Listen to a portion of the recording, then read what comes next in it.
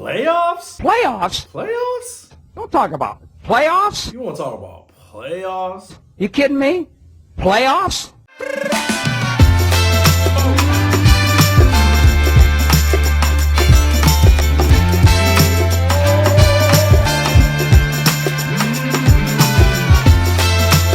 Let's go. We are back with another episode of the First and Tuna podcast. I'm your host, Big Tuna himself, and you guys have found me here on YouTube, Spotify, wherever you're listening to this podcast at. This is your Central Valley, California's local owned podcast for all you Rams, Raiders, Niners, and Chargers fans. Remember, we focus on those four teams, not just for the football nerd like me, but for the noob. Try to teach you something new every single day, get you to fall in love with the game as much as I do. If you haven't already, please like and subscribe. Hit the notification button. Hit all the buttons below this video or this podcast. Just press every button. I don't know what all of them do, but I think it's something good for my channel. So please hit it. Start pushing everything. Send it to your mom. Send it to your brother, your sister, your father. Everybody needs to be watching this. And also, if you have not checked it out yet, the First and Tuna, the articles blog site just produced another article about Byron Young titled Greater Than Zero. Get it? Because it's jersey 0. Great. It's a play on words for his jersey number. That came out 2 days ago. Give it a read. It's a quick, takes less than 5 minutes. Give us some good insight on a fun player to root for and his struggles getting into the league. Welcome back, everybody. Thank you for finding me again. I missed you. Hope you had a happy Thanksgiving.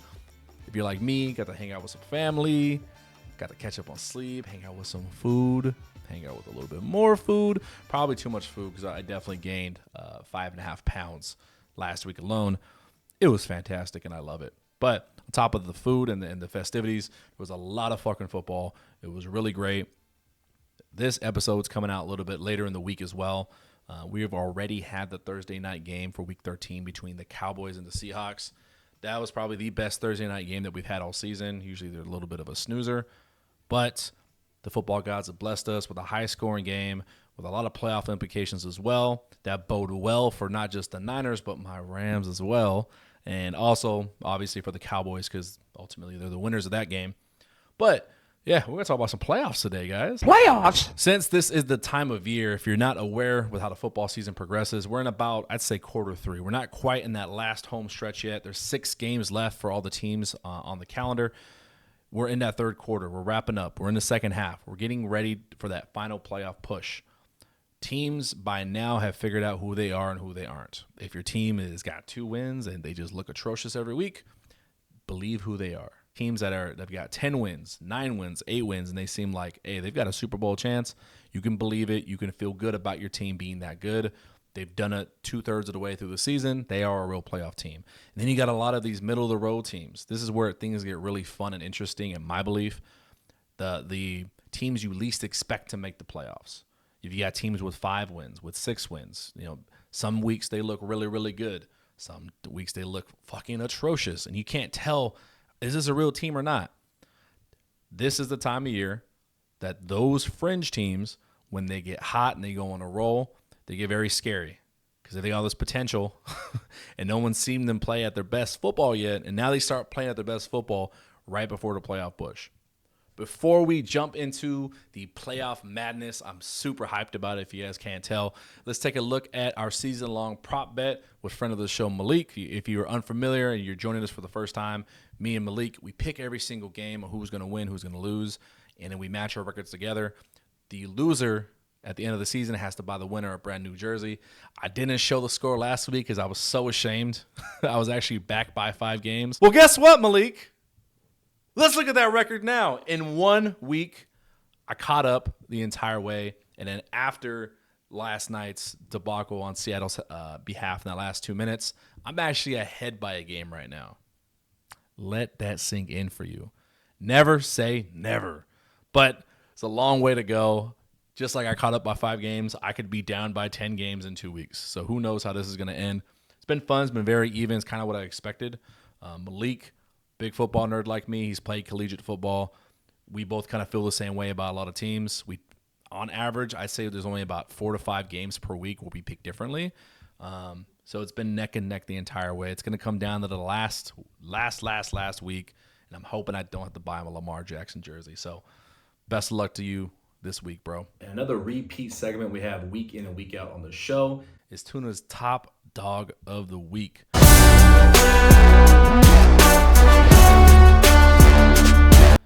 Top dog means from our 4 teams that we follow, we pick who had the biggest performance, the best performance, who just was a straight up dog on the field. We like to highlight a player because maybe you didn't get a chance to watch every single game, maybe you didn't get a chance to watch every single outcome. So my top dog of the week to get you caught up, Kyren Williams, Mr. Kyren Williams, running back for the Los Angeles Rams. He had a huge fucking day. He just got back off of IR. He was out for 4 weeks. His first game back, 16 rushes, 143 yards, 6 receptions, 61 yards, and 2 receiving touchdowns. The name of the game for the Rams against the Cardinals last week was just run the ball and run the ball and run the ball. Take their will to live out of that defense. Figuratively speaking, obviously. They accomplished that. What the Rams showed is if they're able to run the ball like this, show that it's good to have Kyren Williams back because he's the offense is a completely different team when he's in that lineup, and it completely shows. They barely had to pass the ball to Cooper Kupp and Puka Nacua. Really fun to see. Super happy to see him back. Kyren Williams is your dog of the week. Let's get to the meat and potatoes of this episode. We're talking about playoffs. You kidding me? Playoffs? And let me go ahead and shrink myself down so you can see this beautiful graphic that's been put together with the help of the wonderfully artistic and this podcast's very own artist, Corn Doggy LOL.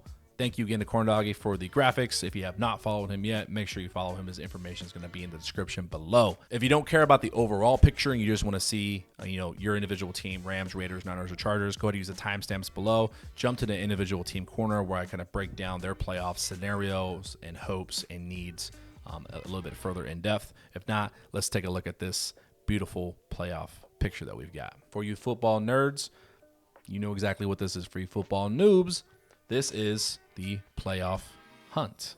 This is the playoff seedings as of now. That if the season ended today and the playoffs started tomorrow, this is where the teams fall. Why do these matter? Well, if you see at the top of this chart with the number 1 seed getting the first week bye, that means that when the playoffs start, they don't have a game that first round. They immediately advance to the next round. Huge benefit. You get the day off. You're automatically advanced to the next round. Everyone else has to fight it out. Added benefit of having a higher seed when the playoffs start is home field advantage. Take a look at the 49ers right now, number 2 in the NFC as of today. That means that the playoffs start tomorrow. Doesn't matter who they face in the playoffs, they're going to have the home field advantage unless they play the Eagles. Why? Because they have a higher seed. Simple as that. On top of that, the first 4 spots in each conference belongs to the division winners. So each conference is broken down into 4 divisions: North, South, East, and West. For example, your 49ers are in the NFC West. That means if they win that division, they have one of the top 4 spots. Final 3 spots, number 5, 6, and 7, are called the wild card spots. Wild card meaning you're getting in basically because of your record. If you have a better record than the other 9 teams that are in your conference fighting for a playoff spot, you're going to have one of those playoff spots as well. It's not division specific is what I mean. And then down here at the bottom when it says in the hunt, these are those fringe teams we talked about. The ones that maybe only have 5 wins or 6 wins, but they're 1 game behind one of these teams that are in the 5, 6, or 7 spot in their conference. What are we going to talk about today? We have some wild scenarios that this week alone can change a lot of these team seedings. And it's going to happen week after week after week until that final game hits the triple zeros in week 18. And like I talked about before, we've already had the Cowboys and the Seahawks play. Cowboys ended up beating the Seahawks in a thriller of a Thursday night game. Major playoff implications. Why? Well, let's take a look. As of right now, they're actually in the number 7 seed. But I'm leaving this, and I don't like changing the seedings until the week ends. They came into the week number 6.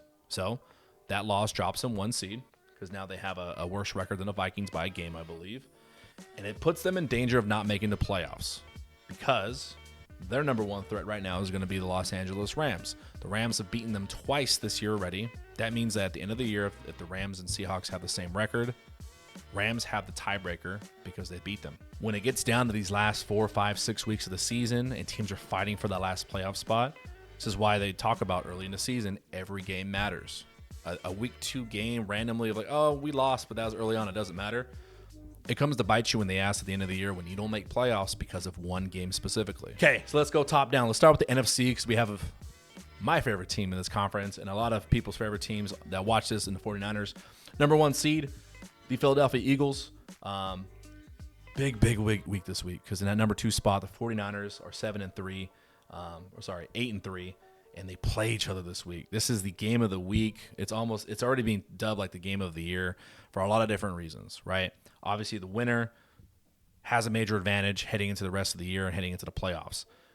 You kind of test your mettle. If you want to be the best, you got to play the best. These are the 2 best teams in NFC right now. Mixed into the fact that this is a rematch of the NFC Championship game last season. That game ended terribly for 49ers fans because Brock Purdy got hurt early on. Who else got hurt? I believe Bosa got hurt early on as well. Fred Warner got hurt early on as well. So it didn't feel like they got a real chance to really fire on all cylinders in that game. They were out of it pretty early because of major injuries. So this is a revenge game for the 49ers. Take a look at what Deebo Samuel was saying, right? Calling Bradbury from the Eagles trash. This game has bad blood. This game is toxic. There's a lot of salt from the 49ers players, regardless of whether your fans like to admit it or not. Just look back to the things that they were saying in interviews deep into the summer last season. Okay? So if you don't know what to watch, and even if you're not a Niners Eagles fan, 1 o'clock Pacific time, put on Niners Eagles. This is going to be a hell of a fucking game.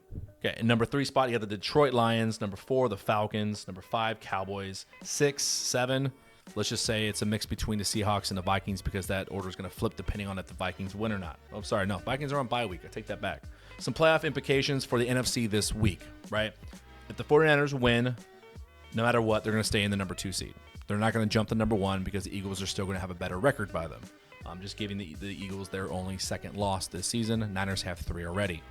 But with the Niners loss and a Lions win, the Niners would drop to the number 3 spot. Lions jump to number 2. This number 4 spot is going to belong, I think, no matter what, to the NFC South. NFC South being the Falcons, Saints, Buccaneers, and Panthers. Panthers are pretty much eliminated from playoffs.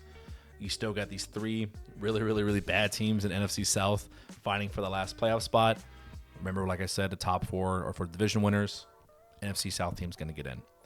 These last 3 spots are where it gets interesting. My prediction, I think the Cowboys are a lock for number 5. I don't see them winning the division over the Eagles. Just don't see it happening at all. And they're the best non-division winning team in the conference. So I think they're going to be number 5 from here on out. It's the 6th and 7th spot that are going to get extremely interesting. So like I said, the Seahawks are in a bad position because they've lost twice to a division foe in the Rams. And they're on a 3-game losing streak, losing to the Rams, getting their backs blown out by the 49ers on Thanksgiving Day. I know y'all enjoyed that. That was hard to watch. And then losing a tight, had to win it game against the Cowboys last night. Puts them in a really bad spot. And then you have your Vikings as well.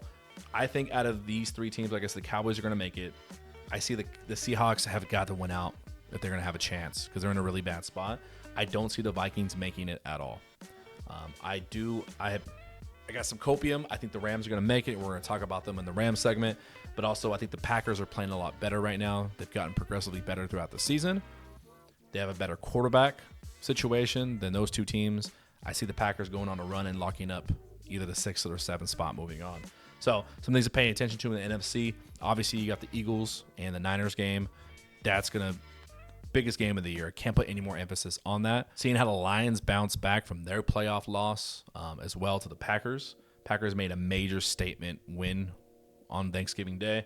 And then seeing in the NFC South, how that movement's going to go, I really don't know who's going to win that. I've got my money on the Saints just because I think they have the best quarterback in the conference. But right now, the Falcons are playing as a better team right now. AFC.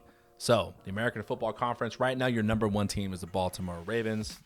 Playing very good football. They just beat the Chargers this past week. You've got the Kansas City Chiefs, at the number 2 spot. Jacksonville Jaguars at number 3.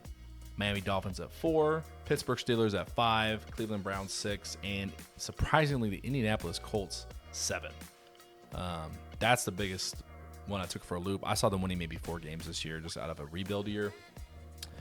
And then in the hunt still for the AFC, you got the Texans, the Broncos, and the Bills. Another surprising 2 teams there on the bottom. If you would have told me in the summer that by week 13, the Denver Broncos were in a better position to make the playoffs than the Buffalo Bills, I would have thought you were fucking crazy or just a huge Denver Broncos fan. But that's where we're at right now. Russ is back cooking in Denver. It's really fun to see. So, what's some things to look forward to on the AFC side in the playoffs this week? The biggest one I see is the 2 in the hunt team. So the Texans and Broncos actually play each other, which is a major matchup to get a leg up on that playoff hunt, getting a wild card spot. Texans are still in play to take the AFC South from the Jacksonville Jaguars. Jaguars just happen to be a game up because they beat the Texans last week. So if you see a Jaguars loss and a Texans win, you can see about 3 to 4 positions here in the playoffs change up, with the Texans taking the division spot from them, Jaguars fall into a wild card, and then who knows with the Broncos maybe not even being a wild card hunt at all. No, I take that back. You've had the Jaguars fall to a wild card spot, then you got some flip-flopping. Either it's the Colts or the Browns or the Steelers dropping off as well, because right now you've got 3 AFC North teams here in the playoffs. This shit is wild right now, because neither the Steelers or the Browns play particularly great football.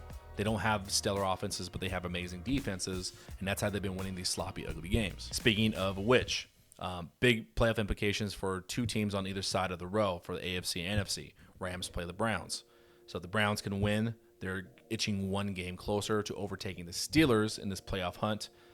Gives them a leg up so that when they play again this year, having that head-to-head matchup is going to be big for the Cleveland Browns and the Steelers moving forward. I don't see anybody catching up to the Ravens at this point. I think the Ravens are going to win the North.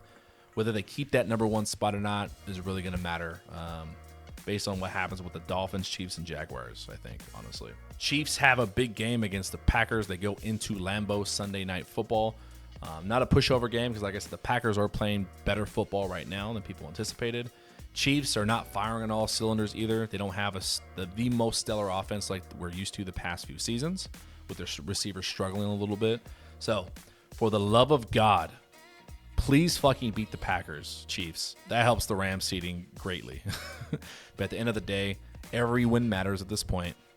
Football nerds like me are going to start rooting for teams that typically we won't root for. Like last night, I was rooting for the Cowboys to beat the Seahawks just because of playoff seeding. I'm going to be rooting for the Chiefs to beat the Packers for the same reason. You get these really weird scenarios happen near the end of the year, too. They get really exciting. Like in the last 2 weeks, teams start figuring out, okay, if we don't have a chance to advance a seed or we're a lock already, do we play our starters the last two weeks or the last week? A team like the 49ers and the Rams, right? Rams and Niners play each other last week of the season. How much is that game going to matter? Because coming into the season, nobody thought that the Rams would be even thinking close, remote to anything playoff-wise. And the Niners, all the way through the end of the year, they may be playing for seeding purposes. The difference between having the number 2, the number 3, and the number 4 seed matters greatly. It's a huge advantage for them in the playoffs. So at that point, is it for the Rams, is it win and get in? If the Rams are eliminated, do they still play as hard as they possibly can to fuck with the Niners at the end? You get a really weird scenarios. I love this time of year because teams play better. This is when you start seeing real football. Kind of very similar to the NBA, where it doesn't seem like until after the All-Star break, guys play harder. Not to say guys don't play hard in the NFL the way through. It's hard to take plays off. But overall, teams' chemistry is better. They know what their identity is. And when you're following one team particularly, you want to see them make the playoffs. You start paying attention to this wild web of confusion that is the playoff picture in different scenarios. Yeah, it gets interesting. I'll just say, to say the least. All right, going a little bit more in depth though. Remember, we cover 4 teams primarily here. 2 of the teams as of right now have higher playoff hopes than the other 2. So let's start with them. Number 1, let's start with the 49ers. Taking a look, they're currently number 2 in the NFC. The remaining games that they have, you get the Eagles this week, play the Seahawks again, Cardinals, Ravens, Commanders, and Rams week 18. What are the hopes for the 49ers? The hopes, they can still push for that number 1 seed in the NFC. I think they're the best team in the NFL right now. Their record doesn't show it because of that 3-game skid they had. But most important games for them, obviously the Eagles this week, beating the number 1 seeded team, will do huge for the confidence boost and just to have a leg up on the Eagles if they happen to play them again in the playoffs. Other most important games, Seahawks relatively, just because they've already beat them once and they're a better team. The fact that it's a division foe, you want to sweep them. Cardinals, bottom of the barrel team. They're barely a baseball team. I see them beating them very easily. Ravens, that's a Christmas Day matchup. That's going to be fun as hell. Baltimore's coming into Santa Clara. I love to see how this one turns out. This is a potential Super Bowl matchup. I think if the Niners can win out, obviously they can win any of these games. If they win 6 straight, they have a very good chance of being the number 1 seed, let alone locking up. Just winning out means that they're going to be the number 2 seed no matter what. Right now, that number 2 seed is theirs to lose. Any losses is going to take them a step back, possibly being the number 3 seed and possibly number 4. Winning out means they're going to be at least be number 2. They control their own destiny at this point. My predictions, though, for this upcoming game, this Eagles game, man, if you have not seen the drama coming out of this one, there is bad blood here. Regardless of whether, you got Brock Purdy, Fred Warner kind of playing it off a little bit. This team's motivated. They're pissed off at what happened last season. Not so much at the Eagles for what happened, but just the fact that it seemed like the universe kind of shit on the Niners that last postseason. They want revenge. They want to kind of right those wrongs. We'll see what happens. The Eagles are a very, very good team. They find a way to win no matter what. Jalen Hurts is playing at an MVP caliber level, but so is Christian McCaffrey and Brock Purdy. I have no idea who's going to win this game, but I am going to put my money on the team that's pissed off. I'm going to put my money on the Niners. I see them winning by like a last-second field goal. It's going to be super close. I might be watching this game actually more than the Rams one, depending on how that one's going. So I got the Niners winning this one. Tuna's favorite team, our other NFC team that we cover, the Los Angeles Rams. They've got important matchups as well. Rams have got the Browns at home this week. Every game matters for the Rams at this point. Doesn't really matter exactly who it is, if it's division, if it's non-conference, doesn't matter. They need to win every single game because they lost so many games at the start of the season. If they're able to pull off a win against the Browns, they'll be 6-6 heading into next week. They'll be tied with the Seahawks at that point, which would put the Rams into the number 7 spot, which is fan-fucking-tastic. I love to see it. That means at 4:30 p.m., 5 p.m. On Sunday, that the Rams win, they'll officially be in the playoff hunt for a little bit, barring that the Packers lose. Because if the Packers win over the Chiefs, that means the Packers are actually going to jump to the number 7 spot, with the Vikings being at the number 8 spot, Seahawks falling out. So, like I said, every win's going to matter. That playoff picture I showed you earlier is going to shift game in and game out, week in and week out, up until 000s on week 18. All the Rams can do, they've got it, like I said, they got to control Myles Garrett. He's a defensive MVP caliber player. He can wreck a game, take over a game, kind of similar to what happened against TJ Watt and the Steelers. Very, very similar game. Kind of scares me a little bit. Obviously, I think my Rams will win, but it could be a shit show of a game to where it's like 19-17. Very low scoring, kind of boring, which is why I'm maybe watching the Eagles game a little bit more for just the excitement purposes. Other big games coming up for the Rams. They got the Ravens the week after. That sucks. Having to face a top 5 team in the league right when you're hitting a hot streak and you're trying to, scratch and claw into the playoffs, that's a huge obstacle to overcome. We'll see how they can do with that one. They also got the Commanders, Saints, Giants, all those are bottom half of the league teams, very winnable within their caliber. They have to find a way to make those games win. And the Rams are a good example of following a team to figure out, are you really a playoff team or not? Because like I said earlier, this is the time of year where teams they figured out who they are. Either they are good or they are bad. If weeks 14 through 17, the Rams can't figure out 2 or 3 wins there, and they drop the ball against the Commanders and the Giants and the Saints, that's who they are. That's them showing you, hey, we're not a playoff team, and I won't be sitting here heartbroken because of it. Because you can win these, you can win enough games and kind of hope and pray, but if you're not good enough, I just don't even fucking bother with the playoffs. I wouldn't want the Rams to be in the playoffs, just squeak in with like a 9-8 record. If they're truly not a good team, like if you shouldn't be there, you shouldn't be there. I hate when that shit happens, honestly. Like making the playoffs just as a, hey, congratulations, buddy, you did it. That don't mean shit. So these next 4 to 5 weeks is major to see, hey, was this actually a successful season or not? Is this a good team? If they drop the ball too many times, more than not, it means they're a bad team, plain and simple. I know it sounds kind of dumb for me to say that they're a good or bad team, but that's just the way I see it.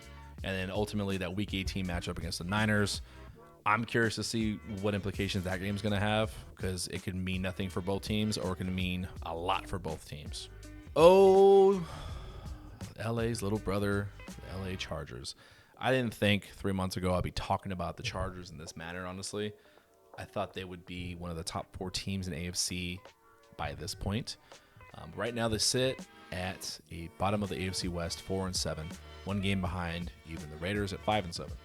So the best that the Chargers could hope for, looking at their upcoming schedule with 6 games left, 10-7 is the absolute best they can do, which would be good enough to make the playoffs. So they're still in the hunt. The Chargers are a good example of why I like to talk about the playoffs in this manner of looking ahead and what the big picture is, because some fans get a little bit demoralized when they see the record. They're like, oh, they're 4-7, they're out of the playoffs. Not really. I've seen crazier things happen. I think the 08 Giants, I think they won out their last 5 or 6 games, went on a tear, and ended up winning a Super Bowl. So anything can happen. This team is talented enough to do it. It's really going to decipher on how their coaching is going to be. I'm not going to sit here and bash on Coach Staley again, even though I don't think he's a good leader for this team. If you want to hear me bash about their coach and why he should be fired, look back to the last 2 episodes. Jump ahead to the Chargers section. You can learn about it there. What games do they have? Very winnable. This is going to be a really, really, really interesting slate of games for the Chargers. They got the Patriots this week. Patriots are one of the worst 3 teams in the league. Fucking God, I hope, not even for playoff purposes, but just for sanity purposes, I hope the Chargers win this game. Then they face the Broncos. They got them twice in the span of a month. Broncos are hot right now. Remember, they're in the hunt phase of the AFC playoffs. Major implications for both teams. The winner of that game, I think, will represent the AFC West also in the playoffs. If the Broncos win, I have a strong feeling they'll make the playoffs, and the Chargers will be completely done, because I don't see 3 teams from the AFC West making it. Raiders, again, big implications in case the Raiders go on a run themselves, though I don't foresee that happening. Please see the Raiders section of this video. Bills, another big one. They've got 5 back-to-back games, all important for their playoff hopes. They can't lose a game. Chargers lose one of these games, I think they are just done with the playoffs. Not just because a 9-8 record can't get you in. It's who those losses are to. Losing to the Broncos 1 of 2 times means that you're probably not getting in because of the Broncos. Losing to the Raiders, just for tiebreaker purposes, having a division loss means a lot more when maybe compared to the Chiefs or the Bills or the Broncos, right? The Bills are a stupendous team, very talented, but they're kind of stuck in their own ways right now, and at a 500 record as well. Losing to them means they probably have a leg up in you in the wild card race as well. Broncos, we talked about it, and then Chiefs, that's going to be a tough game. That it's not unforeseeable, though, even though the Chiefs are a better team. By that point, at the very worst, right? Let's say that the Chargers need that last week to win to get into the playoffs. Chiefs might be in rest mode. They could have the number 1 seed, the number 2 seed locked up and want to rest their starters. That means the Chargers are playing against majority of a second string. They may be in a win and get in situation. So play close attention to these Chargers. I think they beat up on the Patriots. I think they get back in their own ways, or their winning ways. I really hope they do. I see them going on a little bit of a run. I'm going to hope and pray for you guys because I want to talk about good stuff for the other LA team as well. Look for the Chargers winning out the rest of the season. Let's see if they can fucking do it. The Las Vegas Raiders, I think you have better odds of hitting big in Vegas this weekend than the Raiders do making the playoffs, unfortunately. Raiders are in a tough spot right now just because they have 5 games left. They're going to bye week this week. When they come back from the bye, they've got the Vikings, Chargers, Chiefs, Colts, Broncos. Very, very similar to the Chargers. 4 of their last 5 games are going to be crazy important for that playoff push. Chargers, we just talked about them. Winner of that of these next few AFC West games is really going to decide who even has a chance to make that wild card spot. I think the Raiders are the least likely. Biggest reason for that is I look at 2 things. If teams seem to be somewhat even, who has the better coach and who has the better quarterback. Unfortunately, as of right now, after the firing of their head coach and having interim coach Antonio Pierce in right now, benching Jimmy Garoppolo and going with rookie Aiden O'Connell, I think the Raiders are the weakest in those positions compared to the other teams in AFC West. So I think when it comes down to it, if I see the Chargers and Raiders as a 50-50 toss-up, I'm going to pick the Chargers just because I think they have a better quarterback, a better coach. You know how we feel about him, but they have a better quarterback. Looking at the Broncos, Coach Sean Payton has proven extremely competent this year, and then Russell Wilson is playing some of his best football, so they have the leg up there. Because of that, sorry Raiders, I really don't see them making the playoffs. But what do they need to do to get in? What happens if they have a shot, right? So that means beating the Vikings, completely beatable team. I talked about them at the big playoff picture. I think they're the least likely of those wildcard teams to make it. Playing the Chargers, it's a toss-up. Even though I think the Chargers are better, division games are fucking weird. Chargers like to lose games. Raiders can win that. Chiefs, I know the Raiders just lost to them. I know they got whooped on pretty bad in that second half, but they had something there at the very beginning. And in divisional games, shit gets weird. Raiders and Chiefs rivalry is very good. They got to go into Arrowhead this time, though. It's going to be tough. I think that's obviously the toughest game on their schedule. Playing the Colts, that's no pushover game. Colts are currently in that last wild card spot. They're hungry as well. They can win that game, though. The Colts are not any world beaters. They're playing a backup quarterback in Gardner Minshew. You're going to have to rely very heavily on your defensive MVP, Max Crosby, to make enough plays to put them in position to win that game as well. And then last but not least, best case scenario, what we could be looking at here is a Raiders-Broncos matchup, and the winner may get into that last final spot in the wild card for the AFC. Not the most likely scenario out of all the scenarios for the AFC, but very much so. I think if they can beat the Vikings, they can beat the Chargers. I think they drop the ball to the Chiefs, but then if they beat the Colts, they're in a situation where the Broncos may have won a bunch of games too. The winner of that game goes on to the playoffs. Don't know how far they advance, but I think for rookie, what's it called? What's it called when you get experience? Fuck, I'm stupid. For rookie experience and then for confidence in having Antonio Pierce keep that job long-term and not just in the interim, making a wildcard spot would be phenomenal for this team, especially considering all the bullshit they've gone through. Making the playoffs with an interim coach was done by the Raiders just a few years ago, so it's not unlikely. Would love to see it happen. Would make for a good story. I don't know, though, man. It's very crazy. Drop your predictions, what you think is going to happen to your team or some of these teams below in the comments. That's what I got for you guys. That's our first playoff episode of the season. Looking forward to talking to you guys next week. If you haven't already, make sure you like and subscribe. Share it with your mama, with your sister, anybody who needs to be watching this and getting caught up on how to be a football nerd like Tuna and friends. But till next week, best of luck to your teams. See you guys next week. Love you.